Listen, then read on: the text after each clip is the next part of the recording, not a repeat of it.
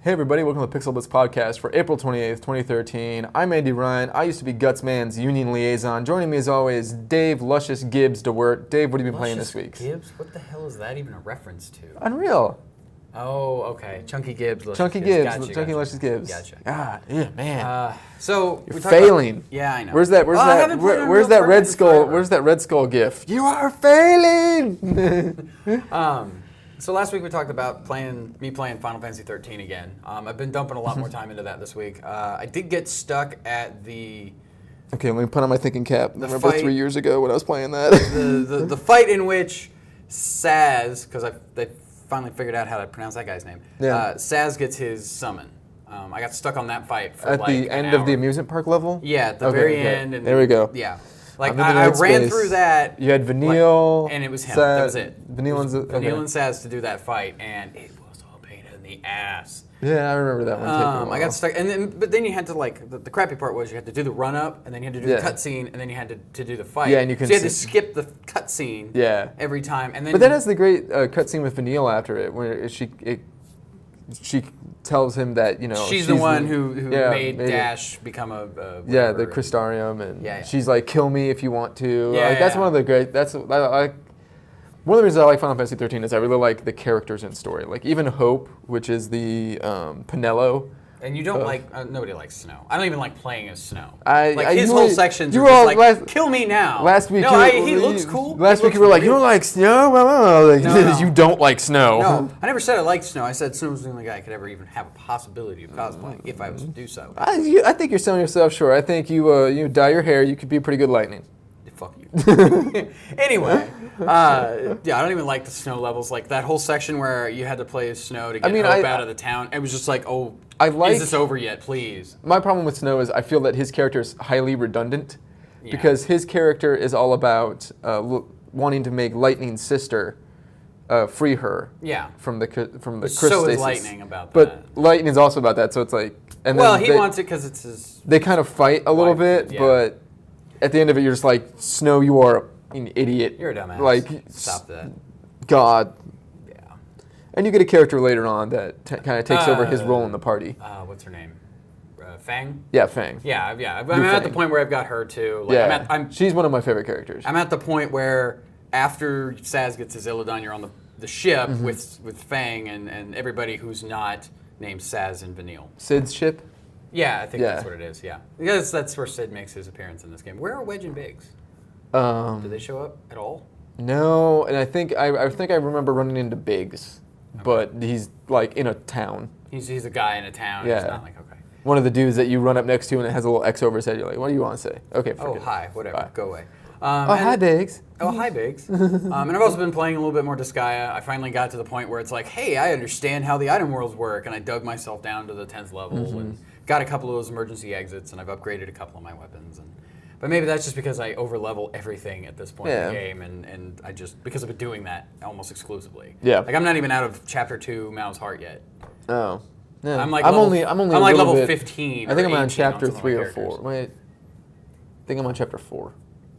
But I stopped. I took it off my memory card, and I'll download it next time I feel like downloading it. And then, I'm about to that point. Cloud saves for the win. I got rid of, I think I got rid of Mega Man Maverick Hunter and things like that just to make some space on my card. Because even at 16, he's getting full, so now I've got like 8 gigs or something open, so I can put more stuff on. I beat Maverick Hunter, so... I had it when I had a PSP. It was like one of the last games I bought for it. And I played through it, and I'm like, it's Mega Man X. I love it. Yeah. So I actually played through Maverick Hunter, and then I played through Mega Man X on my Super Nintendo, and I was like, these are basically the same. It's the same game with a little bit of a Which is kind of the thing I really liked about Mega Man Powered Up, is that Mega Man Powered Up was legitimately different. Okay. The levels were remixed and everything. It played really well. Yeah. So what have you been up to?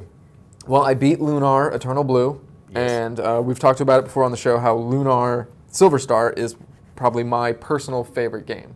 Not so much now. It's been usurped. It is. The crown has been lost. Yeah, the ending and the story and the characters and how everything's wrapped up in Lunar Eternal Blue is a lot more satisfying. Even with the prologue stuff where you have to take people away from their happy the epilogues. endings. But the cool thing is the cool thing is after you take them away from their happy ending, like we talked about last week, at the end there's like a quick little video scene where each of them talk to you, and like it's kind of a nice bittersweet. Okay. But you get the idea that like you've had a good effect on their life and everything, and well, that's cool. And then you do get your happy ending, and I think the happy ending is a lot more satisfying for the characters than Alex's and Luna's happy ending In the first in Silver Star. That's cool. Which I never really had a complaint about. I'm just saying like that game's great. This game is pretty much perfect. Okay. Well, I mean, and Working Designs did an amazing job on those games back in the day anyway. Yeah, that translation is sweet. Pretty I'm playing Grandia 1, which is not a Working Designs translation of a, but it's still a Game Arts game. Yeah. So, but most of my time this week was taken up with 3 games. The Super Star Wars trilogy. On Super Nintendo, I, for whatever reason, was like, man, I haven't played this in I forever. just really want to play some Super Star Wars this week. Yeah, so I ended up playing through all 3 games in like a day. Okay. And Return of the Jedi, from a gameplay standpoint, they make one very good tweak. Yeah. In the second game, Empire, you collect these little rebel symbols, that little falcon-looking thing, and they just give you points. And so many points, you get an extra guy. In Return of the Jedi, you collect 100 of them, you get an extra guy. So it makes the game like infinitely more easy to just play. Oh, because they're like coins and they're everywhere. Yeah, they're like coins and they're everywhere. And Okay, there are I certain thought they parts were like of levels hidden where things you need to find. And there are certain parts of levels where you will literally like run into just a cloud of them. Well, that's okay though. Yeah, so you get extra guys. The problem with Return of the Jedi is 2 things. Ewoks? Yes. First off, there are 2 levels where you are forced to play as Wicket the Ewok. Aw, it's okay. Wicket rules. No, Wicket does not rule. Oh. Wicket controls like a drunk midget and has a bow and arrow. Which the weirdest thing about it is, so you have a blaster if you're Han, and it takes like 3 hits of the blaster to kill a stormtrooper, but Wicket can down them in 1 arrow. I know. It's stupid. Stormtrooper arrow or Stormtrooper versus arrow is, whatever. I took an arrow to the. I used to be an adventurer like you. I took an used arrow to to be a Stormtrooper like you, and then I took an arrow to the knee. Damn Ewoks. Anyway, so there's levels you play as Wicket, and it literally like totally kills the game. Aww. Because so the all the game's- momentum is just died. And the problem is right before that you play the speeder bike chase. So it's night and day. You're No, because the speeder bike chase isn't good either. Oh, okay. So it's crap and more. So crap. in Star Wars and in Empire Strikes Back, there are like X-wing parts and snow speeder parts and sand speeder parts that are mode 7, yeah, and they're really pretty good. F-Zero-ish. Yeah, and in Empire Strikes Back, like the Hoth attack is mode 7. So you like have to like lasso the AT-ATs and drop 'em. and then like spin around them and then they die. It's really cool and it's really good. And then the speeder bike chase is literally like a mode 7 and a mode 7 just going straight. And it's totally unimaginative and stupid. Well, I mean, But it's not the worst one in that game. that's the part where you're in the forest, right? Yeah, when you're in the forest. On the forest. So then you go through the Wicket part, and Wicket kind of changes the whole thing into like, remember Pitfall, the Mayan Adventure? It's very reminiscent of that, those 2 Ewok levels. Oh man. Where I'm just like trying to figure out which way I'm supposed to go, and nothing. How to get through this as painlessly as possible. Yeah. Okay. So then there's the Luke Skywalker on Endor, the satellite dish, going to meet Vader and be taken to the Death Star. Then there's Han and Chewie and Leia destroying the shield generator. Then there's Luke Skywalker fighting Darth Vader, and then there's Luke Skywalker fighting the Emperor, which I was like, great, this game's over. Like, this is awesome. Nope, not quite. Nope, there's you have to play Lando flying into the Death Star, and since the Super Nintendo couldn't really do polygons without a Super FX chip, and clearly JVC/LucasArts was wanting to be cheap, they made this where it's like weird mode 7 frames continually coming at you. And it was headache inducing. Oh, because you were flying down. You were flying, so they like took the mode 7 sprites and just scaled them like they were, coming at you. So instead of like coming at you, they were just like growing them. Yeah, but they were all drawn with forced perspective, and there were frames. So like there would be one frame, it would grow, and there would be another frame inside of it, would grow over and over again. Really jittery, really hard to control. You don't actually see any parts of the Millennium Falcon that you're flying, so it is almost impossible to know when you're going to run into things. Gotcha. By the end of it, I was just like, I'm so glad that's done. My eyes are bleeding. Oh, poor you. But yes, so I beat the entire Super Star Wars trilogy. you Definitely better than the special edition. Now you need to beat the prequels. No. Aw. Never. They're not gonna make. They should make Super Nintendo versions of the prequels, and then people would just kill little Anakin over and over and over again. Nobody the would Jar ever Jar get that. level is the new Wicket level. Yes, where you have to throw the little magic, force balls at people. Yeah, I know. Anyway, it would be terrible. Speaking of Nintendo, so what we're going to talk about this week, because news finally happened this week. Some news, yeah. The drought is over. First off, Microsoft announced when they're going to release their next Xbox, when they're going to announce their next Xbox. They're going to show a generation will be revealed, which is kind of funny because, the joke has always been the next generation starts when Sony says it does. And Sony beat them to it by a few months. And now Microsoft is like, a new generation is revealed. It's a new generation of the Xbox. We already have. If you really want to be, technical about it, you could say the Wii U started the whole thing. Let's talk about the Wii U. But because nobody's buying the Wii U, because in a lot of people... A few months ago, someone asked me, did I think the Wii U would be Nintendo's greatest failure? And I said no. Because at the rate they're selling now, it would be extremely hard for Nintendo to sell less than the 25 million they sold, or 22-something million they sold of the GameCube. Which the GameCube is still a very solid device. I use my GameCube pretty regularly. But you can use it to play Game Boy Advance games. I just bought Animal Crossing for $1.50. So I played a little bit of Animal Crossing and realized, hey, this Tom Nook is an asshole. And this guy sucks. Why am I playing a game where I have to pay off my mortgage when in real life I have to pay off my mortgage? I don't know. Why would you play Harvest Moon? If you At least Harvest Moon, I feel like I'm growing stuff. So far, and there's gnomes. Yeah, so far in or something. Yeah, so far in Animal Crossing, I feel like I'm just running everyone's errands. Yeah, I don't know anything about Animal Crossing, so I'm just whatever. Anyway, so I said at that point, it would be hard, and then in the interim 3 months, the sales figures have shown that the Wii U is selling at a slower pace. Now, when we say pace, we mean yes, it sold a lot in its launch week and its launch month. It sold a lot before Christmas, but the numbers after Christmas have been so abysmal that if you average them all out, it is selling at a slower pace per month. Than the GameCube. However many units a month. Which the GameCube sold a slower pace than the Dreamcast. So. Yeah. Well, but. Nintendo didn't flop after the GameCube. No, but they were hurting. Yeah, they were hurting, and they're hurting now. Obviously. The remaining 3 years of 3 years, after the initial drop, the remaining 3 years of GameCube software was pretty light. Yeah, well, the GameCube couldn't do what the PS2 and the it was actually stronger than the PS2, but the proprietary disc format was a problem. It was a limitation on how much data you could fit onto that coaster. Yep. So now the Wii U isn't selling well, and once again, I don't think if you have a Wii U, you should be worried, because you bought a Wii U to play Nintendo games.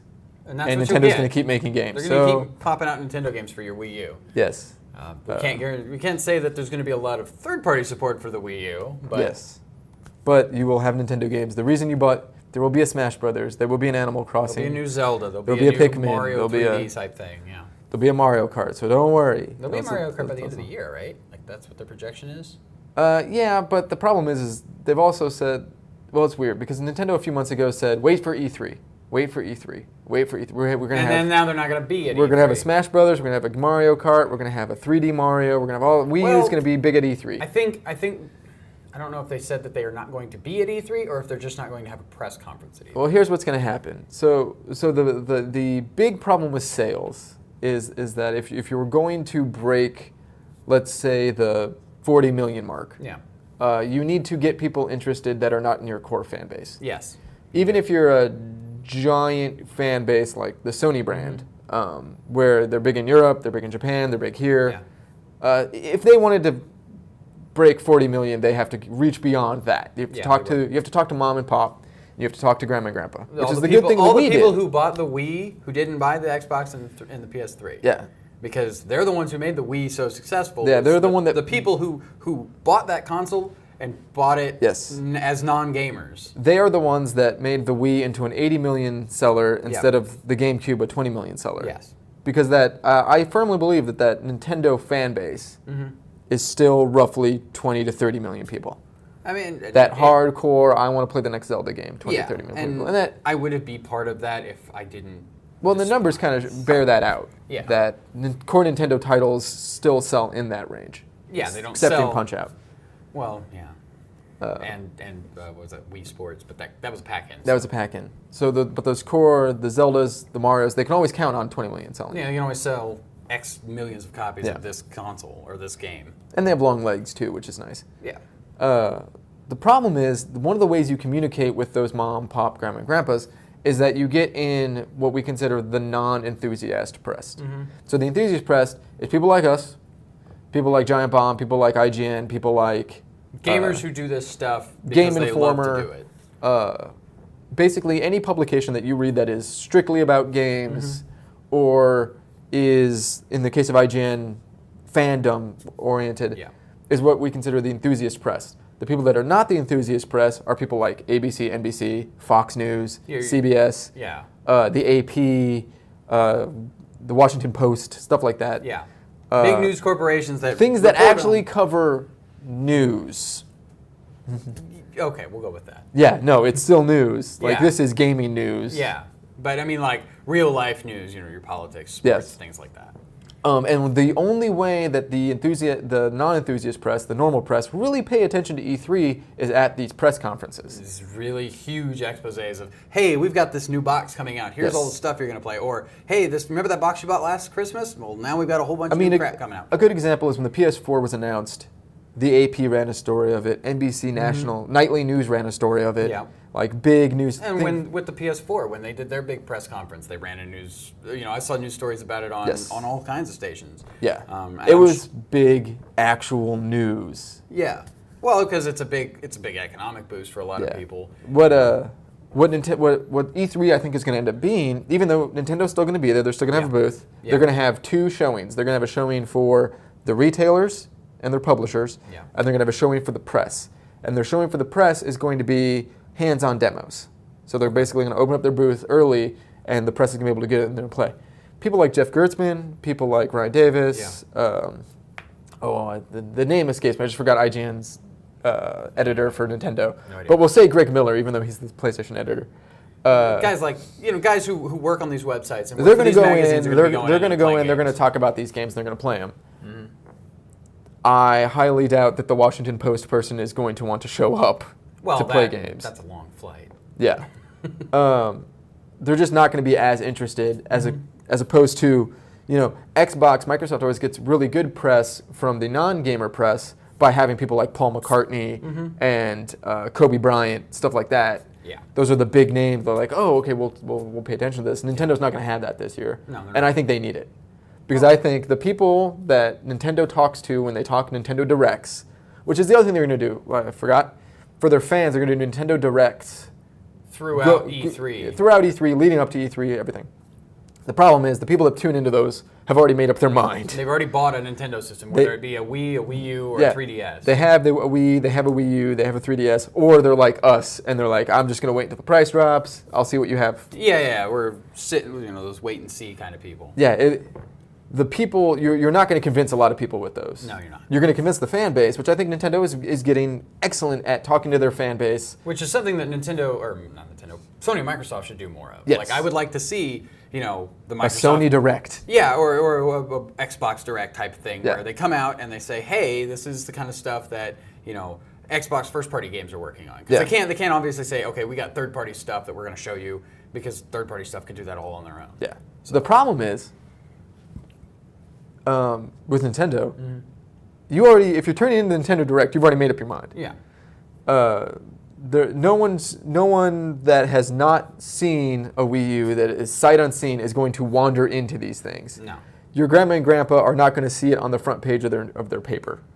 It's the sad state of the affairs.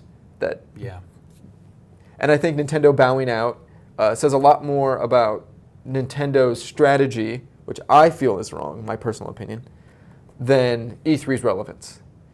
Yeah, I think... But it also makes sense. Nintendo is going to get lost in the shuffle between new Sony and new Xbox, because this is the first time I'm slaking my prediction that Microsoft is going to launch second. They're probably going to launch in the same window. They'll be head-to-head.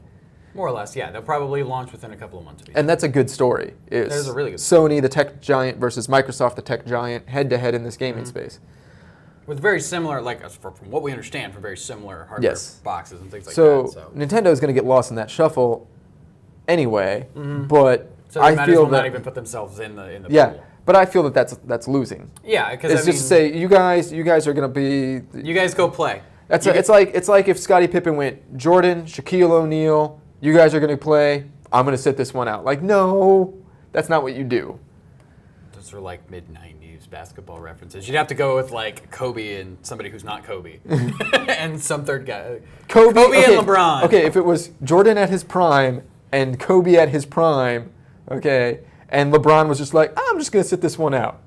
I feel that is a totally apropos analogy because I feel that Kobe at his prime and Jordan at his prime are way better than what LeBron at his prime. LeBron maybe not be at his prime yet, but LeBron could do. Okay, well, whatever. I don't know anything about basketball. I'm just saying, like, you're using some pretty archaic references there. So people who are watching this might not be old enough to know who Michael Jordan was back in the day. Michael Jordan, he's got rings. That's all I got to say. He's got rings. That's all you need to know about Michael Jordan. Championship rings. Okay. We're not going to get into that, you youngins. But I mean, like last year at E3, we were talking about, what are Sony and Microsoft going to talk about? And last year, Nintendo had the big center console stage. They had the center stage, and they flubbed it. They didn't do much with it. They fumbled. But I think Nintendo knows that. I think Nintendo knows that the enthusiast press, the mainstream press, and the people that watch E3 because they're nerds are just not that interested in them anymore. I think someone in the Nintendo brain trust was like, guys, the only thing we're doing is spending thousands of dollars and generating a buttload of memes. Like, that's Pretty much, yeah. But memes are good. I mean, no offense, but if I were in charge of Nintendo PR the minute Reggie said my body is ready, I would fire him. Yeah. That's just like the minute Kaz Hirai said, Ridge Racer, I'm like, you are not getting up on stage ever again. Stop that. No. Like, we are hiring Mr. Caffeine because he is better than that crap. No. No, Mr. Caffeine. So, I mean, and they all do it. Don Matrick, every year, I just sit there and cringe as someone who watches the advertising and public relations space. Every time they let him off the chain, I'm like, oh. I don't think... And Jack Tretton, too, even though Jack Tretton always has this air of, screw you guys, I don't want to be here. I think them not doing a big thing at E3 isn't really a big... It's them recognizing that they're not going to, make top news this year, obviously. Yes. And maybe it'll allow them to put some of their energy towards making some games that people who don't play their core Nintendo games are going to want. The people that are still confused at what the Wii U is. That is a thing that boggles my mind. Okay, the Wii U has been out for half a year at this point. And people, almost. And they still haven't made it. And people still think the Wii U is just an add-on for your Wii. Then they haven't, I mean... Wait. Well, that's just it. We sit and we read Kotaku and Joystick and Giant Bomb. We read all these websites every day, and that's why we know the difference. Yes. But you shouldn't have to do that to know the difference between... And all the people that read all those things have already made up their mind if they're buying the Wii U. But the people and because who don't, of which that, is a very large circle. Because of that, the Wii U is selling whatever the opposite of hotcakes is. Cold paste? Cold fish. Cold fish, there we go. And this is the moment, if I were in front of Nintendo, I'd be like, okay, guys. We need to just have a big PSA. This is what we need to do. We're going to... I know Sony's doing something. I know Microsoft's doing something. We are going to get right in the middle of it, and we are going to announce the Super Wii or the Wii 2 or something that... And we're just going to put new boxes. That clearly, broadcasts to the soap opera set that this is new, and you want this. Yeah, they need to do something... That says, hey, the Wii U isn't just an add-on for your Wii, it's this, that, and all. Because, but I think... And even though they said that very specifically in their Nintendo Directs, those people already knew that. Not listening. They don't know. There's a whole bunch of people who don't know anything about this. Like even if the New York Times it said new Microsoft, next box, or I think they're just going to call it the Xbox. Or new Xbox Infinity or something. Yeah. New Xbox, PlayStation 4, and Nintendo rebrands Wii 2.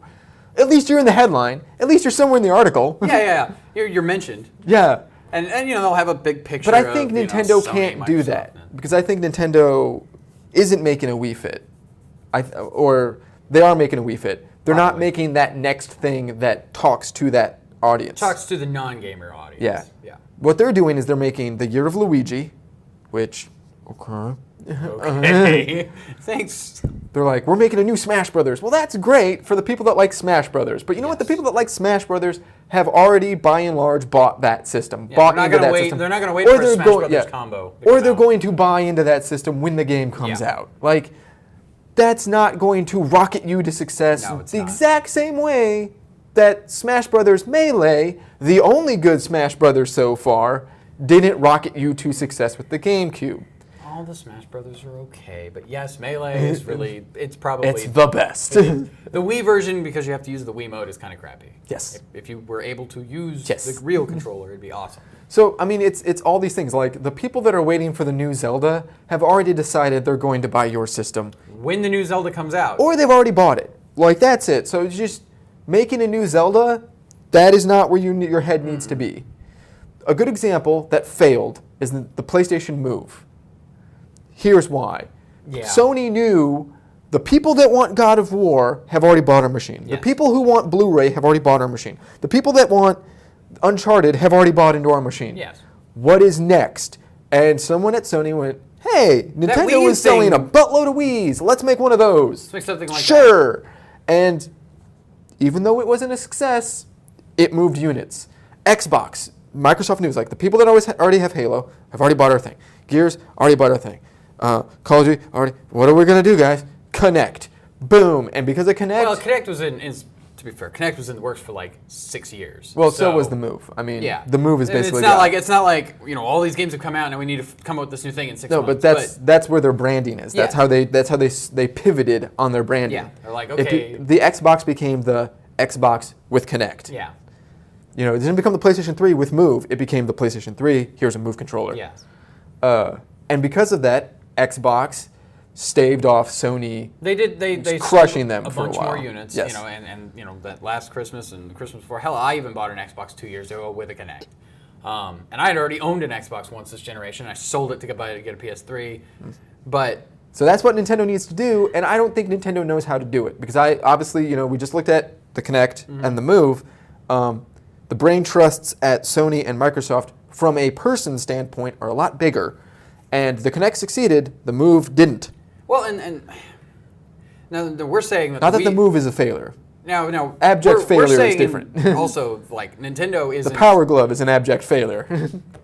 Nintendo is not doing well in the U.S. I don't know what they're doing in Japan. Not doing well in Japan either. They're not doing well in Japan. Okay, so this is worldwide. They are not doing well at all. Yes, the problem is the people that want those Nintendo games, since those Nintendo games are now coming out on the 3DS, they're buying the 3DS.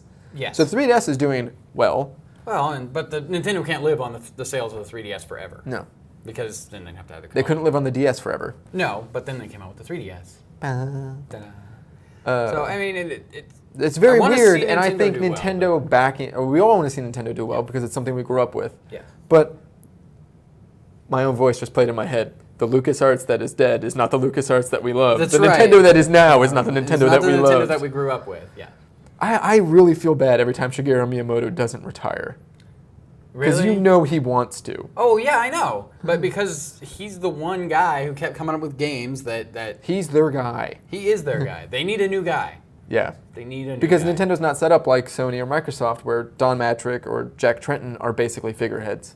Yeah, they're just they're businessmen first, not game creators, and it's the other way around. Nintendo plan is game creator first, business second, which putting Satoru Iwata in charge of Nintendo of America, my opinion of Satoru Iwata and his business plans have never been high, and I think this is indicative of that. I think Satoru Iwata has never been fond of E3. Maybe. I mean, that's his deal. If he wants to save that, tens of thousands or whatever it costs to do a press conference at E3 and put it towards something else, maybe put it towards a marketing campaign.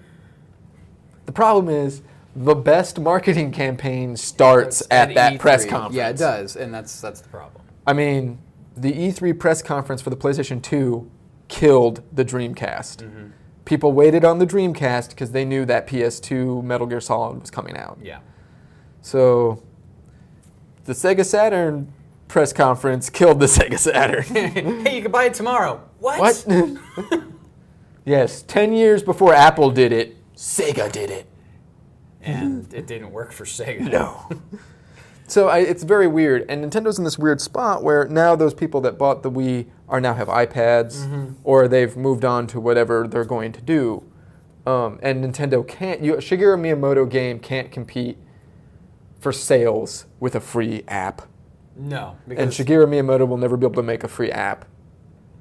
No. So it's weird. And then on top of the app thing, Zynga's going under.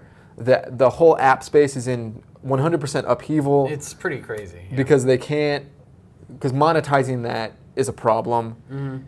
Meanwhile, Sony has come in and said, hey guys, Vita, PlayStation Mobile, you can make it for the Vita, and we know you like buttons because you grew up playing video games.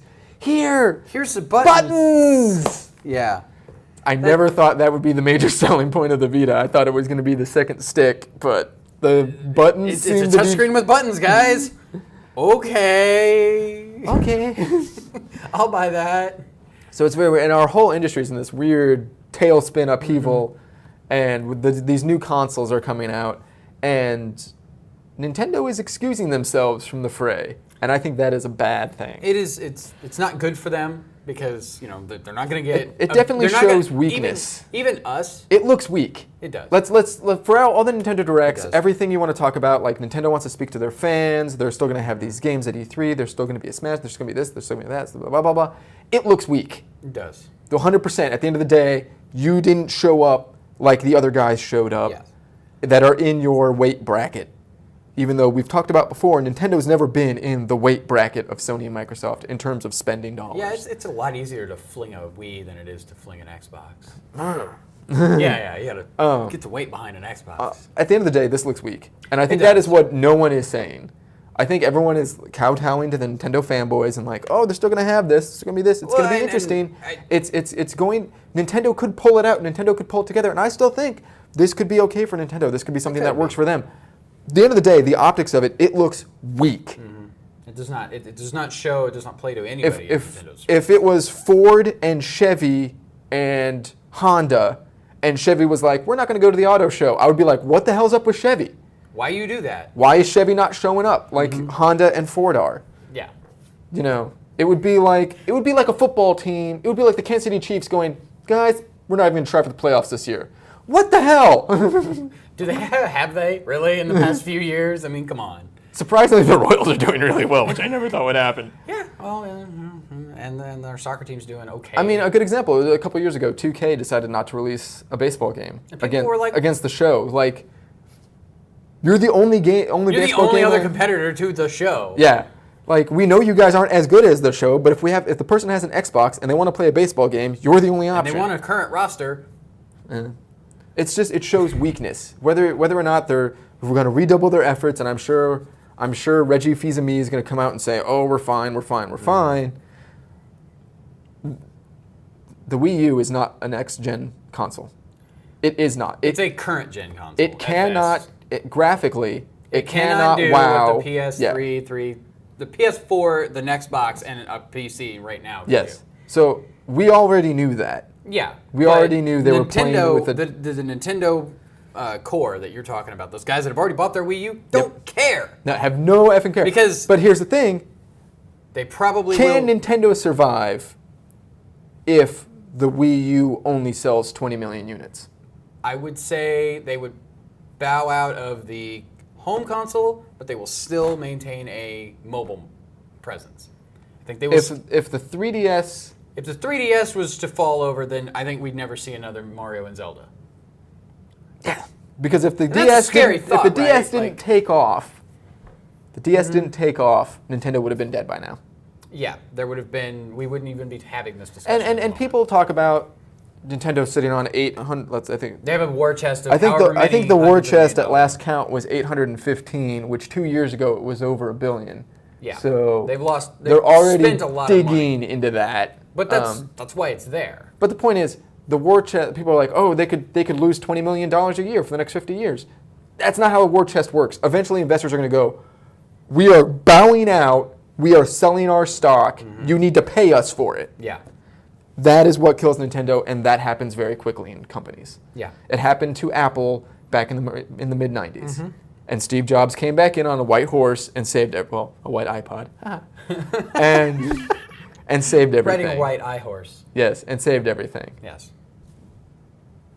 Well, I mean, I don't want to see Nintendo go away, right? Like, no one wants to see Nintendo go away. Because when we have kids, we want to be able to say, hey, let's play this Zelda game. Let's play Mario. I love Mario. Although I haven't loved Zelda games recently. I do love my Mario. Yeah, Mario is awesome. Although they're mining my childhood now for that Link to the Past 2. Yeah, that Link to the Past 2. But it doesn't make me want to buy it. Well, here's the one thing that I don't get about the Link to the Past 2. So it's not the same game, but you're using the exact same map. It's a direct sequel. Ow. At least it won't be Ocarina Part 8. Or will it? It depends. Where does Link to the Past fall on the timeline? Ugh. Yeah, no. I think Nintendo not doing a big thing is obviously very weak. I think it looks weak. We don't know that it is weak. It looks weak. And it also does not give... That combined with the sales figures for their Wii U, which no matter what they say about the 3DS, your home console is your flagship. It should be your flagship, yeah. So, sorry. That's just how the thing has to go. Unless you're Tiger Electronics. Their home console sucked. Yeah, I think not doing a press conference for Nintendo is a big misstep. I think they need to do the press conference because for the most part, it is a giant wrap-up of what they're showing at E3. Yes. It is everything that they talked about in one nice 1 hour presentation. And the guy that works for Time Magazine that doesn't want to go to the show floor will show up to it. He will go to that, but he won't go to any of the booths or anything like that. So you're going to get less coverage. You're going to get, the coverage you do get is going to be super, super sparse, and if anybody who doesn't know about your stuff already... They could have done this I just had a genius thought. They could have done this last year. They could have done this last year. Because Sony and Microsoft didn't have anything to talk about. Nope. So if they did this last year, it would have been fine. But then, would there have been an E3 this year? Yeah, and nobody showed up last year at all. I think having that one nice big package that you could say, this is what Nintendo did last year, guys, and show it to your non-gamer friends. Or, show it to anybody who's not a gamer like we are. This year, with their smaller stance at E3, just in the booth, and that if I were a publisher, I was a developer or a retailer partner, and Microsoft just wowed me with, we'll say, Paul McCartney. You would just walk right by the Nintendo booth. Yeah, Paul McCartney. Sony just had Kobe Bryant, and Nintendo wanted me to sit in a room and listen to charts. I would take a Xanax. Go take a nap somewhere. So, and that's the problem this year. Last year, this would have been a better move because they wouldn't have had Sony and Microsoft's boots on their necks. And this year, no matter what they do, Sony and Microsoft are going to be bigger, and them just going, okay, well, we're not going to... You guys duke it out, and Nintendo's basically going, you guys have the new Pokemon cards. I'm not even going to play with you. Yeah. Seriously. Pretty much, yes. And it's like, that's not how you win. No, that's not Nintendo. It's not how you win E3. That's not how you win in business. Yeah, Nintendo just rage quit this generation. Yeah, they did. They totally did. Well, I mean, to be fair, they've been a generation behind. Well, they'll be back, and we're not saying they're just going to. We'll see more from Nintendo, and Nintendo. They're not going to pick up and take. They're not going to take their games and go home. But I think they're preaching to their choir, and their choir is an ever shrinking amount of people. Yes, it is. It is, in fact. Whereas Sony and Microsoft are going to get on whatever the tallest building is in LA and go, hey guys, we got this cool stuff. Come play it. Like, I'm surprised neither of them have rented out stadiums yet. They might be planning on it, but yeah, that'd be cool.